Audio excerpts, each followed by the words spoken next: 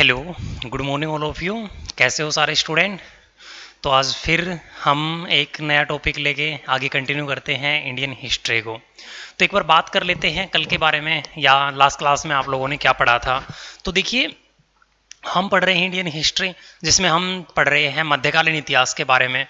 और मध्यकालीन इतिहास में हमने बिल्कुल लास्ट में पढ़ा था भारत में दो टर्किश इन्वेजन, भारत में दो तुर्क आक्रमण के बारे में पढ़ा था हमने। तो भारत में जो दो तुर्क आक्रमण हुए थे उनमें आप लोगों ने एक तो पढ़ा था मोहम्मद गजनी के बारे में, और एक पढ़ा था आप लोगों ने मोहम्मद गोरी के बारे में। और लास्ट में आपको ये पढ़ा के गया था मोहम्मद गोरी अपने 4 गुलामों में सारा साम्राज्य विस्तारित करके चला गया। उनमें से एक गुलाम अब क्या करेगा, आगे दिल्ली सल्तनत की स्थापना करेगा। और आज की क्लास में मोस्ट इंपॉर्टेंट टॉपिक पढ़ने वाले हैं हम, और जिसका नाम है दिल्ली सल्तनत। वहीं आगे से कंटिन्यू करेंगे। तो मैं एक बार आपके टॉपिक का नाम डाल देता हूं, दिल्ली सल्तनत।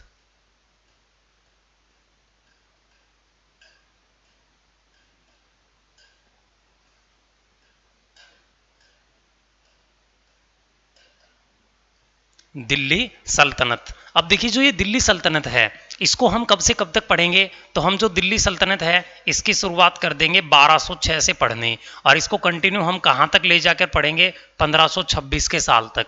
तो 1206 से लेकर 1526 तक आप कंटिन्यूसली दिल्ली सल्तनत के बारे में पढ़ोगे। इस दिल्ली सल्तनत में हमें पढ़ना क्या है, तो इसमें आप अलग अलग समय में 5 वंशों के बारे में, 5 डायनेस्टी के बारे में पढ़ोगे। वो 5 वंश कौन से हैं तो वो मैं लिख देता हूं। तो हम इस दिल्ली सल्तनत के अंदर अलग अलग समय में 5 वंशों के बारे में पढ़ने वाले हैं। एक पहला जो वंश होगा इसका नाम है स्लेव डायनेस्टी, यानी गुलाम वंश। तो आप सबसे पहले पढ़ोगे गुलाम वंश के बारे में। गुलाम वंश को कब से कब तक पढ़ोगे, तो इसको आप पढ़ने वाले हो 1206 से लेकर 1290 तक। आप क्या पढ़ोगे, गुलाम वंश। इसके बाद हम क्या पढ़ेंगे, खिलजी वंश। इसके बाद हम पढ़ेंगे खिलजी वंश। इसके बाद हम पढ़ेंगे खिलजी वंश के बारे में। और खिलजी वंश को हम कब से कब तक पढ़ेंगे, इसको हम पढ़ेंगे 1290 से लेकर 1320 तक। 1290 से लेकर 1320 तक हम किसके बारे में पढ़ेंगे, खिलजी वंश के बारे में। इसके बाद अगला जो वंश होगा, इस वंश का नाम होगा तुगलक वंश। इस वंश का नाम होगा तुगलक वंश। तो हम पढ़ेंगे किसके बारे में, तुगलक वंश के बारे में। और जो तुगलक वंश है इसको हम कब से कब तक पढ़ेंगे, 1320 से लेकर इसको हम पढ़ेंगे 1414 तक। इसके बाद अगला जो वंश होगा इसका नाम होगा सैयद वंश, सैयद डायनेस्टी। तो हम पढ़ेंगे सैयद वंश के बारे में। और सैयद वंश को कब से कब तक पढ़ेंगे, 1414 से लेकर इसको कंटिन्यूसली हम करेंगे कहाँ तक, 1451 तक कंटिन्यूसली पढ़ेंगे सैयद वंश को। इसके बाद हम पढ़ने वाले हैं अंतिम वंश, जिसका नाम होगा लोधी वंश, जिसका नाम होगा लोधी डायनेस्टी, लोधी वंश। और इस लोधी वंश को हम कब से कब तक पढ़ेंगे, तो इसको हम पढ़ेंगे 1451 से लेकर, और इसको कंटिन्यूसली करेंगे 1526 तक। तो देखिए, आने वाली क्लासों के अंदर आज मैं बता चुका हूं आप क्या क्या पढ़ने वाले हो। तो मैंने बोर्ड पे लिख दिया है दिल्ली सल्तनत। आज की क्लास से दिल्ली सल्तनत की शुरुआत है, जो कि हम 1206 से शुरुआत करेंगे और कंटिन्यूसली 1526 तक लेके चलेंगे। सबसे पहले हम पढ़ने वाले हैं गुलाम वंश, फिर खिलजी वंश, फिर तुगलक वंश, फिर सैयद वंश। उसके बाद हम पढ़ेंगे लोधी वंश। और जैसे ही हम लास्ट इब्राहिम लोधी को पढ़ेंगे उसके बाद आप लोगों का जो दिल्ली सल्तनत है ये खत्म हो जाएगा। तो देखिए, सबसे पहले हम शुरुआत करते हैं इस गुलाम वंश की। तो सबसे पहले आज की क्लास में हम पढ़ने वाले हैं गुलाम वंश के बारे में। तो मैं नेक्स्ट पेज लेता हूं और शुरुआत करते हैं आज के टॉपिक की। तो देखिए, आज हम मैं हेडिंग डाल देता हूं। सबसे पहले हम पढ़ने वाले हैं किसके बारे में, गुलाम वंश के बारे में।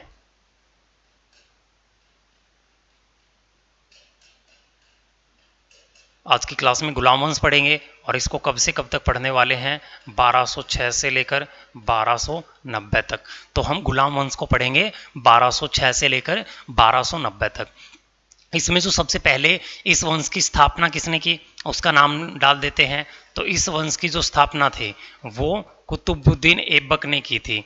कल की क्लास में आप लोगों को बता के गया था, गोरी ने अपने गुलाम के साथ अपनी बेटी की शादी कर दी, अपना दामाद बना लिया, और कुतुबुद्दीन ऐबक को दिल्ली और लाहौर मिला था। तो हम पढ़ते हैं कुतुबुद्दीन ऐबक ने स्थापना की थी किसकी? दिल्ली सल्तनत की, यानी गुलाम वंश की। तो आपसे पूछ ली जाए गुलाम वंश की स्थापना, गुलाम वंश के फाउंडर कौन थे? कुतुबुद्दीन ऐबक गुलाम वंश के फाउंडर थे।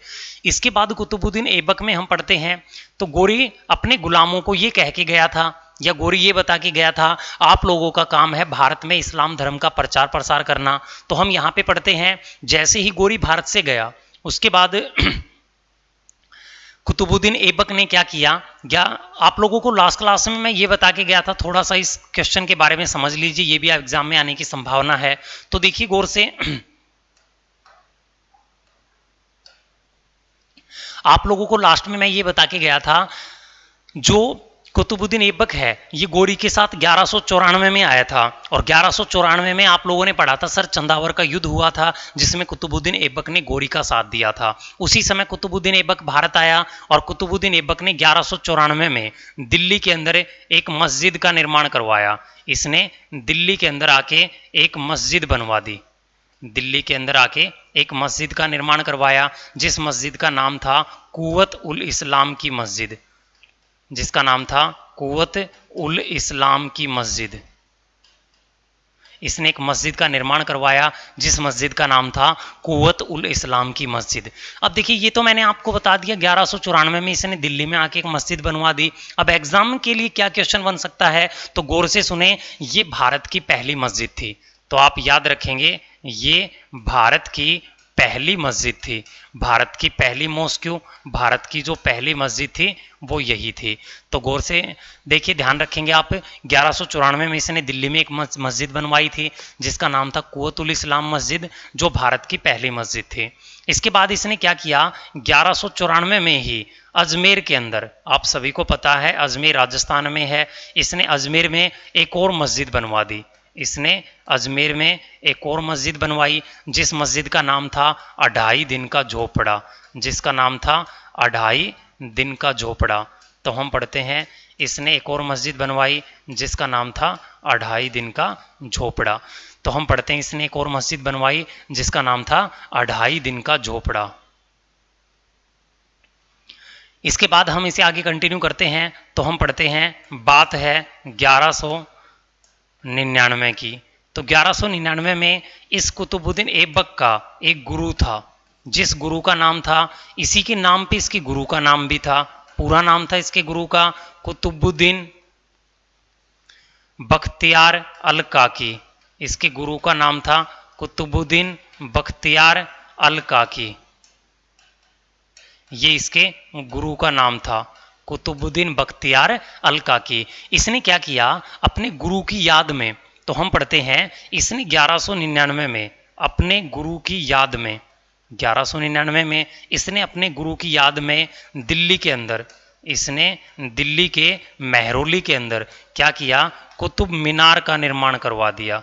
इसने कुतुब मीनार का निर्माण करवा दिया, और जो ये कुतुब मीनार है, इस कुतुब मीनार का निर्माण कार्य स्टार्ट करवाया गया।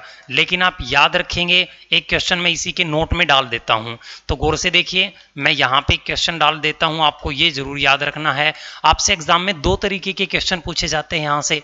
पहला क्वेश्चन तो आपसे ये पूछा जाता है, कुतुब मीनार का निर्माण किसने करवाया था? तो कुतुब मीनार का निर्माण किसने करवाया था?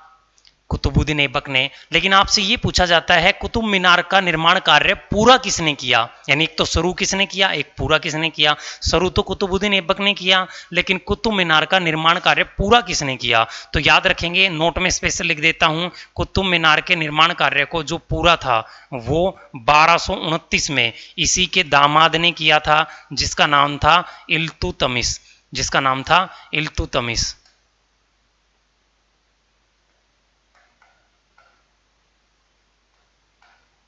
एक बार मैं फिर से लिख देता हूं, शायद आपको साफ से ना दिखाई दे,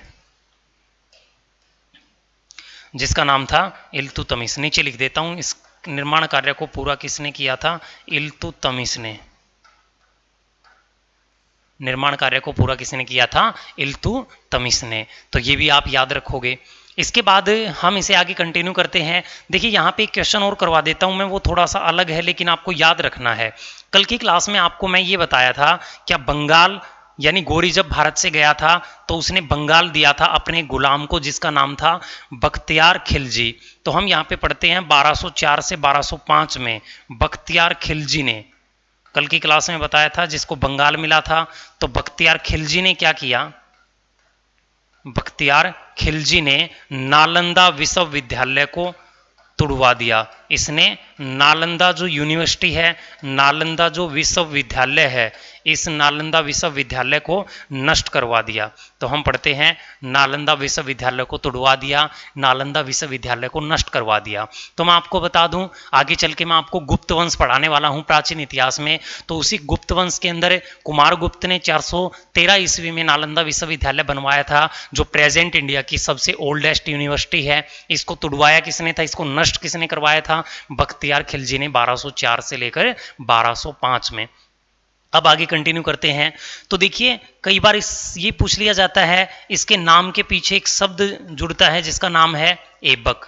ऐबक का मतलब क्या है, तो गौर से देखिए, ऐबक का मतलब होता है चंद्रमा का देवता। इसका मतलब होता है चंद्रमा का देवता। तो हम पढ़ते हैं ऐबक का मतलब होता है चंद्रमा का देवता। तो हम पढ़ते हैं इसके नाम के पीछे कई बार जुड़ता है ऐबक, और ऐबक का मतलब होता है चंद्रमा का देवता।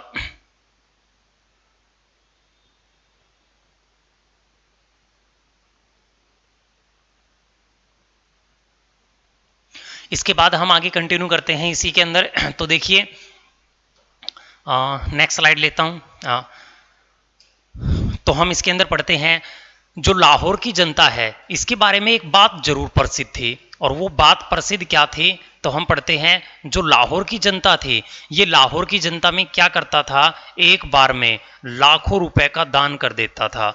तो हम पढ़ते हैं ये एक बार में लाखों रुपए का दान दे देता था, इसलिए लाहौर की जनता ने इसको एक टाइटल दिया था, इसको एक उपाधि दी थी। और वो उपाधि क्या थी, तो उस उपाधि का नाम था लाख बख्श। उस उपाधि का नाम था लाख बख्श। तो हम पढ़ते हैं लाहौर की जनता को एक उपाधि मिली थी, जिस उपाधि का नाम है लाख बख्श। इसके साथ हम ये भी पढ़ते हैं, इसके बारे में ये बताया जाता है, ये लाहौर की जनता में ही, ये क्या करता था, लाहौर की जनता में ही, ये लाहौर की जनता में एक बार में हाथियों का दान भी कर देता था। ये एक बार में लाखों हाथियों का दान कर देता था।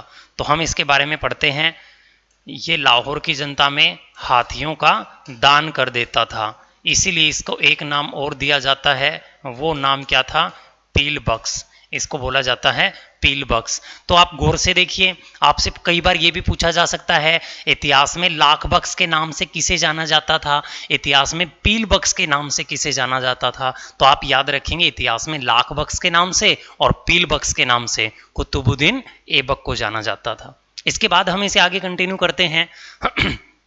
हम ये भी पढ़ते हैं, इसने क्या किया था, इसने अपनी जो राजधानी थी, अपनी जो कैपिटल थी, इसने अपनी जो कैपिटल थी वो लाहौर को बनाया था। देखिए नाम से तो दिल्ली सल्तनत पढ़ रहे हैं, लेकिन अभी अभी राजधानी क्या है, लाहौर। इसने कभी दिल्ली का दौरा नहीं किया, इसने राजधानी सिर्फ लाहौर को ही रखा था। और हम इसके बारे में ये भी पढ़ते हैं, इंपॉर्टेंट बात, देखिए आपसे ये पूछा जाता है, दिल्ली सल्तनत का ऐसा शासक बताइए जिसने सुल्तान की उपाधि नहीं ली हो। तो गौर से देखिए, इसने अपने आप को सुल्तान की जो उपाधि थी, ये सुल्तान की उपाधि नहीं दी थी। और हम पढ़ते हैं, ना ही ये कभी सिंहासन के ऊपर बैठा, यानी थ्रोन के ऊपर कभी नहीं बैठा। तो हम पढ़ते हैं, ये सिंहासन के ऊपर कभी भी नहीं बैठा। इन दोनों बातों को मैं समझाने की कोशिश करता हूं। तो गौर से देखिए, बोर्ड के ऊपर एक बार सारे स्टूडेंट, मैंने लिखा है, इसने अपने आप को सुल्तान की उपाधि नहीं दी। क्यों नहीं दी, क्योंकि इसके माइंड में ये बात थी, इसका मानना ये था, क्या इसको भारत कैसे मिला है, गोरी ने जीत के दिया है, ये गोरी का गुलाम था। इसलिए इसका मानना था असल जो सुल्तान है, जो एक्चुअल हकदार है किसका, इस गद्दी का, वो कौन है, गोरी, यानी गोरी ही सुल्तान है, ये तो बस उसका गुलाम है, इसलिए इसने कभी सुल्तान नहीं कहा और ना ही कभी सिंहासन यानी राजगद्दी पे बैठा। ये गद्दी के पास खड़े होके न्याय करता था। इसका मानना था गद्दी का असल हकदार गोरी है, ये तो बस उसका एक गुलाम है और गुलाम बन के ही ये शासन का चलाता था, शासन करता था। तो इसने सुल्तान की उपाधि नहीं दी, तो इसने कौन सी उपाधि दी थी अपने आप को? तो हम पढ़ते हैं इसने अपने आप को एक टाइटल दिया, एक उपाधि दी, और वो उपाधि इसने कौन सी दी थी? सीप है सालार की। इसने अपने आप को उपाधि दी थी सीप है सालार। इसका मतलब ही क्या होता है? घुड़सवारों का अध्यक्ष, यानी ये अपने आप को गोरी का गुलाम, गोरी के घुड़सवारों का अध्यक्ष यानी सेनापति मानता था। तो इसने अपने आप को एक उपाधि दी, जिस उपाधि का नाम था सीप सालाहार। तो इसने अपने आप को ये उपाधि दी। इसके बाद हम इसी में पढ़ते हैं कुतुबुद्दीन ऐबक में ही सबसे मोस्ट इंपॉर्टेंट क्वेश्चन इसकी डेथ से आता है। तो गौर से देखिए, हम इसके बारे में पढ़ते हैं। बात है 1210 की। तो 1210 में इसकी डेथ हुई थी। देखिए, डेथ होना कोई बड़ी बात नहीं है, इतिहास पढ़ रहे हैं सबकी होगी, लेकिन डेथ किस कारण हुई थी ये इंपॉर्टेंट बात है। तो हम पढ़ते हैं इसकी जो डेथ थी वो घोड़े से गिरकर हुई थी, जो वो घोड़े से गिरकर हुई थी। तो आपसे एग्जाम पूछता है घोड़े से गिरकर किसकी डेथ हुई, या आपसे पूछ लिया जाए चौगान खेलते समय, चौगान खेलते समय, या आपसे पूछ लिया जाए पोलो खेलते समय।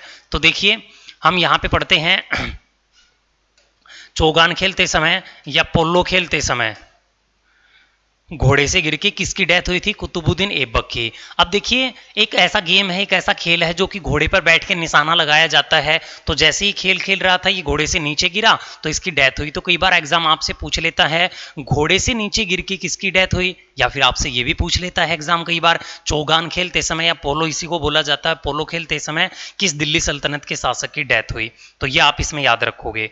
इसमें आप याद ये भी रखोगे इसका एक गुलाम था, इसका एक गुलाम था, और इसने क्या किया? अपने गुलाम को ही अपना दामाद बना लिया, और इसके गुलाम का नाम था इल्तुतमिश। इसके गुलाम का नाम था इल्तुतमिश, और इस इल्तुतमिश को इसने क्या किया? बदायूं का राज्यपाल बना दिया। इसने इसको बदायूं का राज्यपाल बना दिया। तो हम पढ़ते हैं इसने क्या किया? इसको बदायूं का राज्यपाल बना दिया। तो ये भी आप याद रखोगे, इसका एक गुलाम था जिसका नाम था इल्तुतमिश, और इल्तुतमिश को इसने क्या किया? बदायूं का राज्यपाल बना दिया। अब इसकी डेथ हो चुकी है। इसके मरने के बाद बात ये आई, अब इसकी गद्दी पे यानी दिल्ली सल्तनत के इस गुलाम वंश की गद्दी को अब कौन संभालेगा, आगे कंटिन्यू कौन करेगा? तो इसका एक बेटा था। इसकी डेथ के बाद हम नेक्स्ट पढ़ते हैं इसके बेटे के बारे में, जिसका नाम था आराम शाह। नाम ही आराम है, यह हमेशा आराम ही करता था। तो हम पढ़ते हैं आराम शाह। 1210 में गद्दी पर कौन बैठा? आराम शाह। जैसे ही आराम शाह गद्दी पर बैठा, इस बात के बारे में, आराम शाह कहाँ गद्दी पर बैठा? लाहौर में। इल्तुतमिश जो है ये कहाँ पे है? बदायूं। और बदायूं कहाँ पे है? यूपी में। तो इल्तुतमिश को पता चला इसका जो आका है यानी कुतुबुद्दीन ऐबक मारा जा चुका है, और लाहौर में उसकी गद्दी पे उसका बेटा बैठ चुका है, यानी आराम शाह गद्दी पर बैठ चुका है। अब यहाँ पे इल्तुतमिश ने एक फरमान यूपी के बदायूं से लाहौर में आराम शाह के पास भिजवा दिया, जिसमें ये लिखा था, यहाँ पे ये लिखा था उस फरमान में, देखिए आप गद्दी के हकदार नहीं हैं। क्यों? क्योंकि इस वंश का नाम गुलाम वंश है। गोरी का गुलाम ऐबक था, कुतुबुद्दीन वो अगला राजा बना। अब कुतुबुद्दीन ऐबक का गुलाम मैं यानी कि इल्तुतमिश है। अब अगला राजा का हकदार कौन है? इल्तुतमिश। इसलिए आप चुपचाप गद्दी सौंप दीजिए किसको? इल्तुतमिश को। लेकिन आराम शाह ने क्या किया? इसके इस फरमान को ठुकरा दिया। तो इल्तुतमिश ने क्या किया? अपनी सेना लेके बदायूं से लाहौर की तरफ चल निकला, और ये अपनी सेना लेके इसकी तरफ चल निकला लाहौर से। दोनों की सेनाएं आपस में पंजाब के जूड नामक स्थान पर टकराई।